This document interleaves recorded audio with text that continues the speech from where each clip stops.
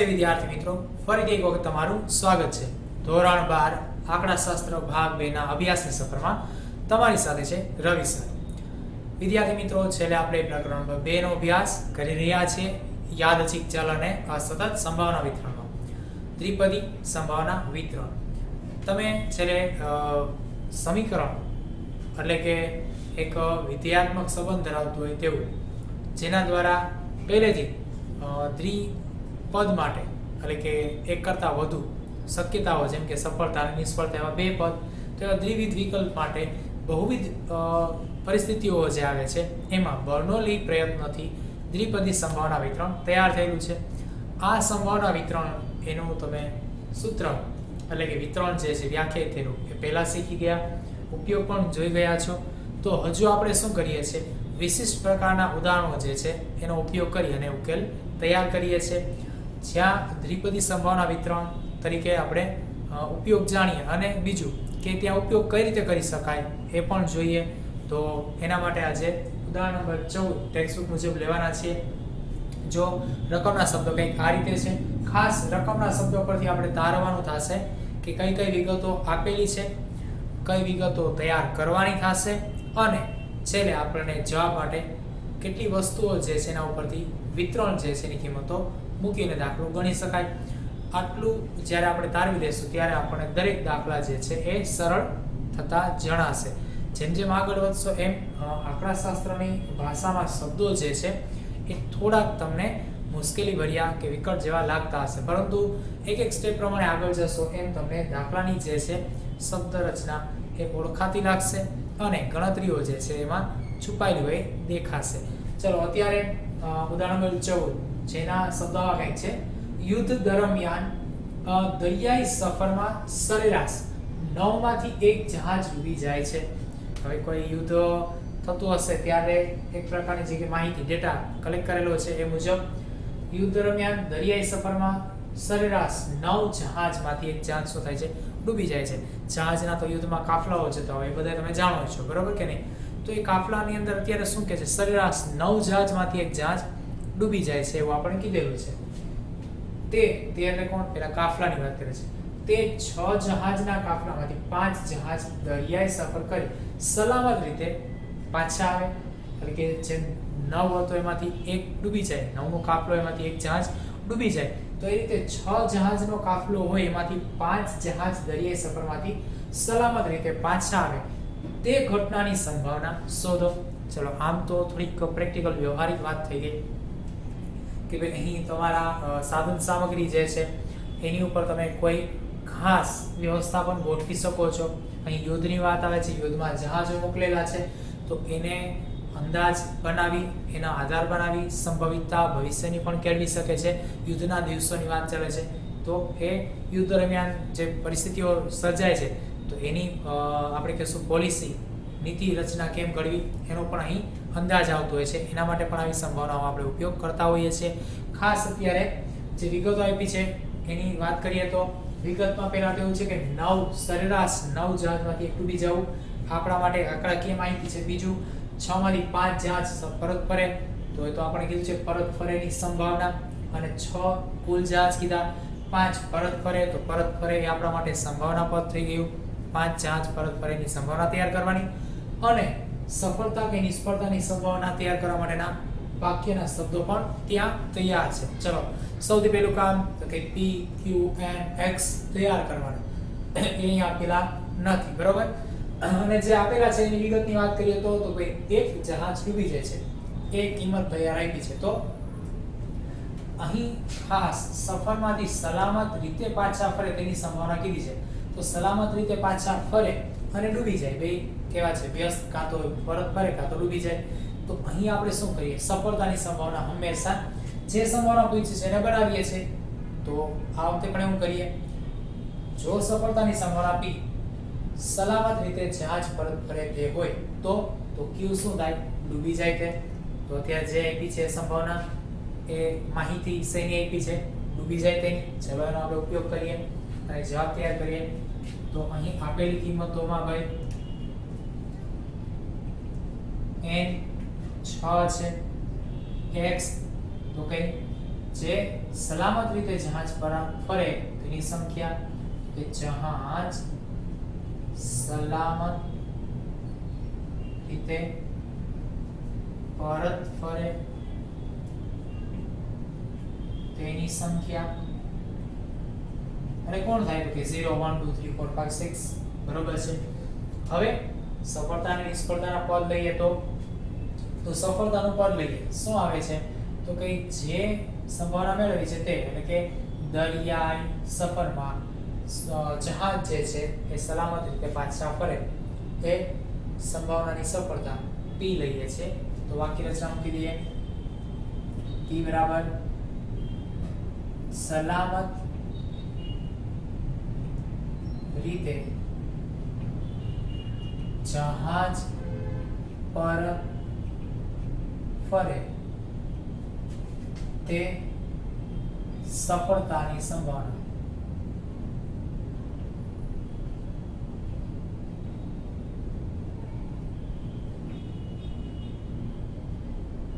Okay, તેથી Q બરાબર તો કે જહાજ ડૂબી જાય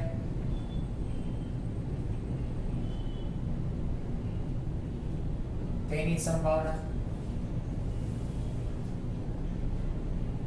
તો Q બરાબર શું થશે ભાઈ તો કે સરેરાશ 9 માંથી એક જહાજ ડૂબે છે તો ડૂબે એની સંખ્યા એક કુલ જહાજ 9 છે 1/9 m ના છેદમાં n સંભાવના મુજબ જ એ તો સાદી સંભાવના થઈ ભાઈ 9 જહાજ ગયા છે ને એક જહાજ ડૂબી જાય તો સંભાવના કેટલી 1/9 બરાબર સાનુકૂળ છેદમાં કુલ પરિણામ મુજબ.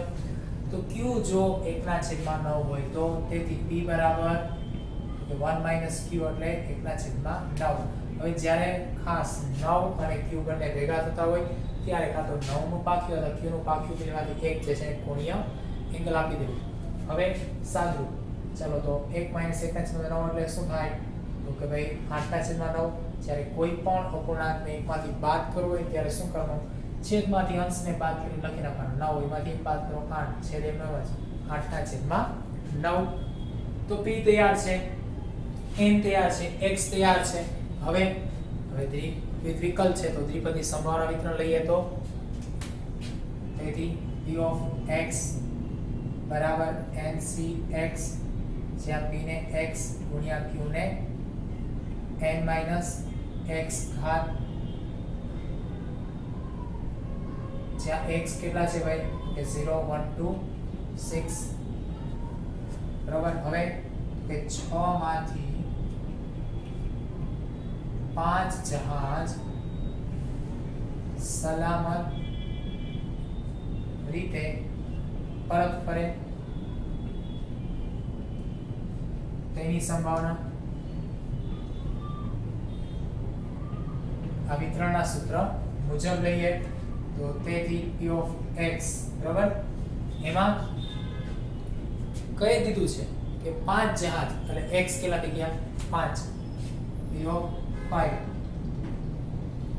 ncx n કેટલા તો કે 6 c 5 p કેટલા છે કે p આવ્યા 8/9 x 5 ગુણ્યા q ની કિંમત 1/9 જે રકમ પર જ તૈયાર હતી જેમાં n - x એટલે 6 - 5 સાદુરૂપ તરફ વળીએ તો 6 c 5 6 ફેક્ટોરિયલ છેદમાં 5 ફેક્ટોરિયલ બરોબર કે નહીં.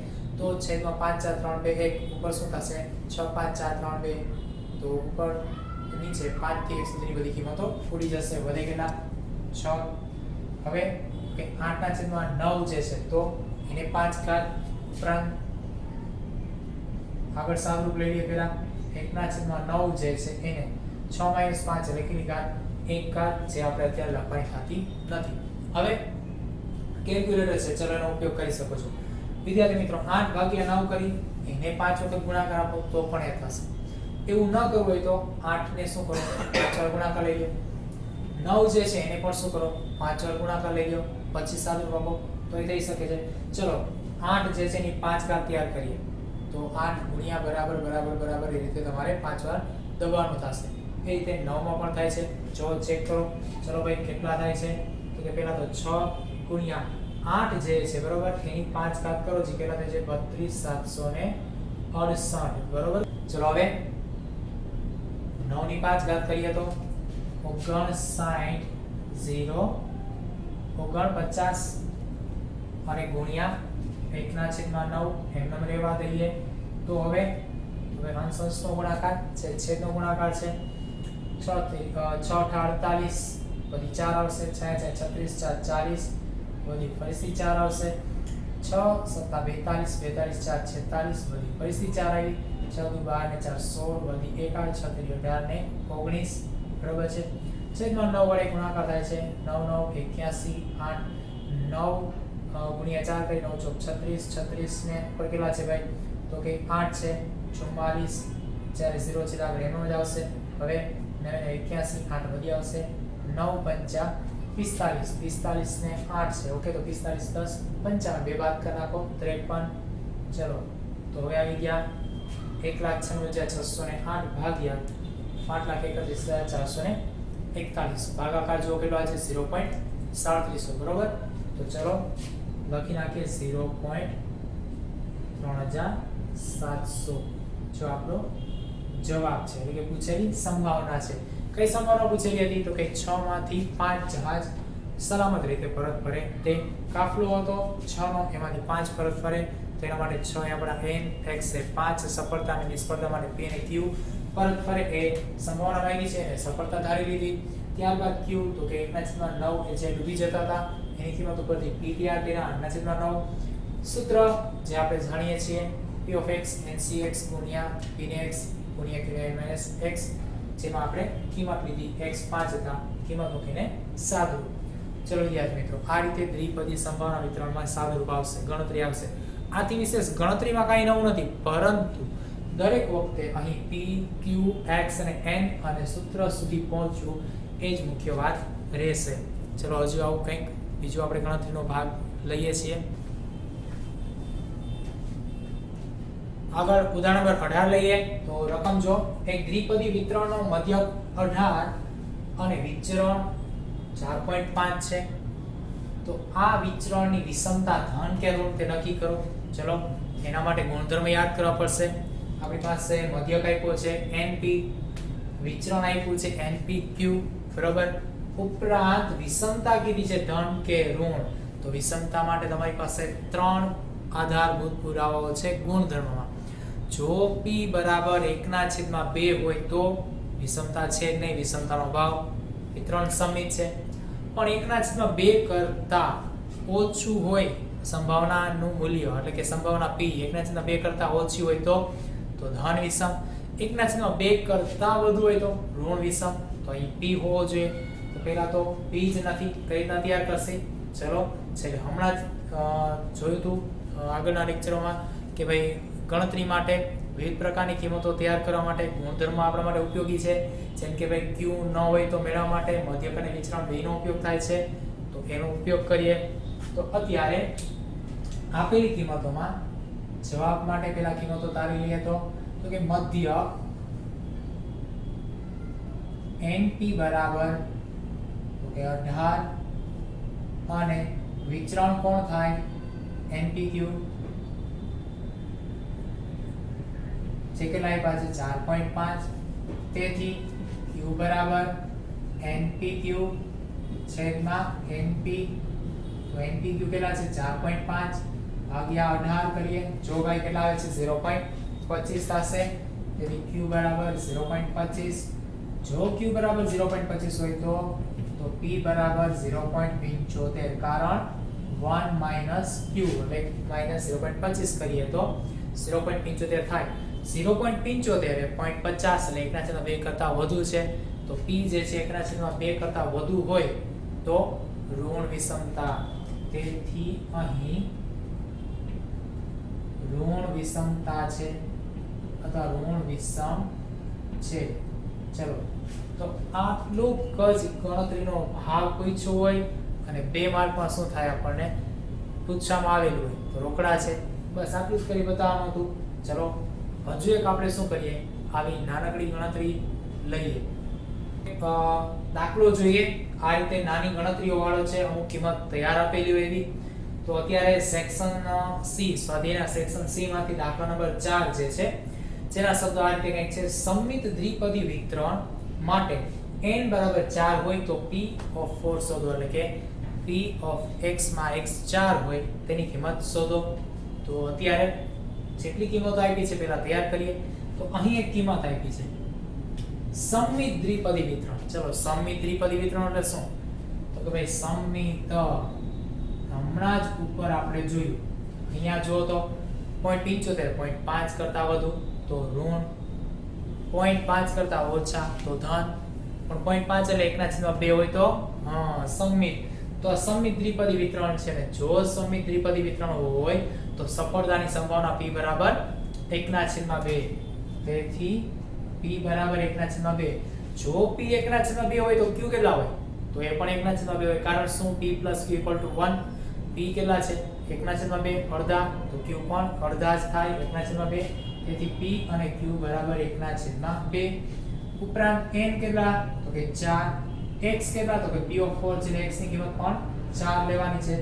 તેથી તો કે વિતરણના સૂત્ર મુજબ p of x બરાબર ncx ગુણ્યા p ને x ઘાત ગુણ્યા q ને n - x ઘાત બરાબર મુજબ કિંમત મૂકીએ તો p of 4 n કેટલા? 4, c x કેટલા? 4, p ની કિંમત 1/2 એની 4 ઘાત, q ની કિંમત 1/2 તો એની ઘાત છે n - x એટલે કે 4 - 4. તો ચલો સાદું 4c4 1 થશે. 1/2 જે છે ને 4 ઘાત અને 1/2 જે છે ને કેટલી ઘાત? 0 ઘાત. સાદું 1/2 એને 4 ઘાત છે તો 1 ને 4 ઘાત કરો 1 થશે. 2 ને 4 ઘાત કરો 2 દુ 4 દુ 8 દુ 16. 1/2 ને 0 ઘાત એટલે 1 જ થશે. તો 1/16 ગુણ્યા 1 ગુણ્યા 1 એટલે 1/16 જવાબ.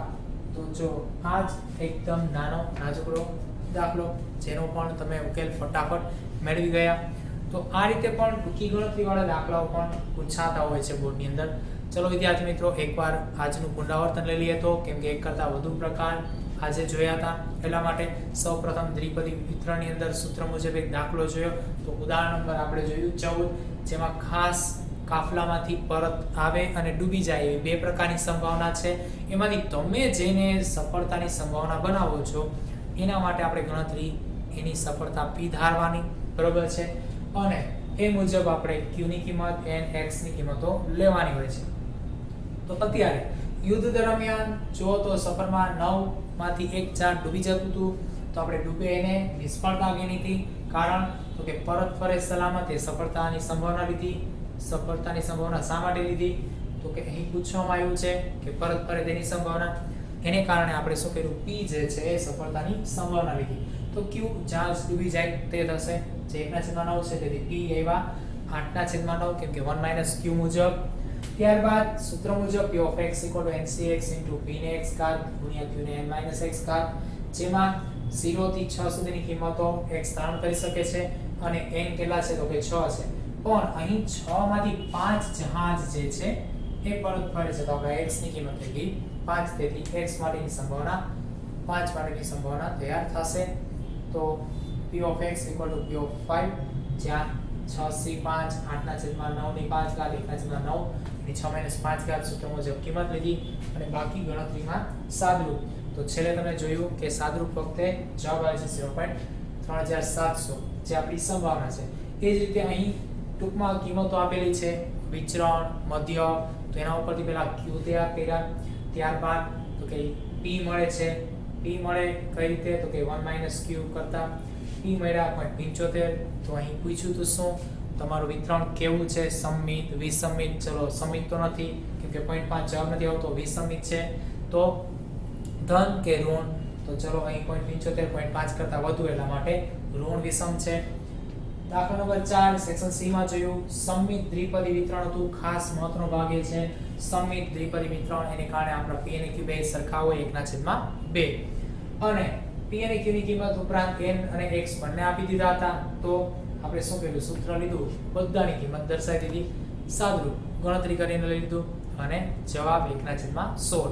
ચલો વિદ્યાર્થી મિત્રો આ રીતે પણ તમે સ્વ અધ્યયનમાં આવી પ્રકારના દાખલાઓ જાતે ગોતી તૈયાર કરો છો. અને હવે નવા કોઈ ગણતરીના દાખલાઓ, ખાસ સૂત્ર નવું નથી પરંતુ સૂત્ર એનું એ જ શબ્દ ઉપરથી નવી કિંમતો તૈયાર કરવાનો અથવા તો શબ્દ જે છે ને આ સૂત્ર તરફ કે આ કિંમતો તરફ ઢાળવાના. નવા ઉદાહરણો કે નવા દાખલાઓ સાથે મળી ત્યાં સુધી આવજો.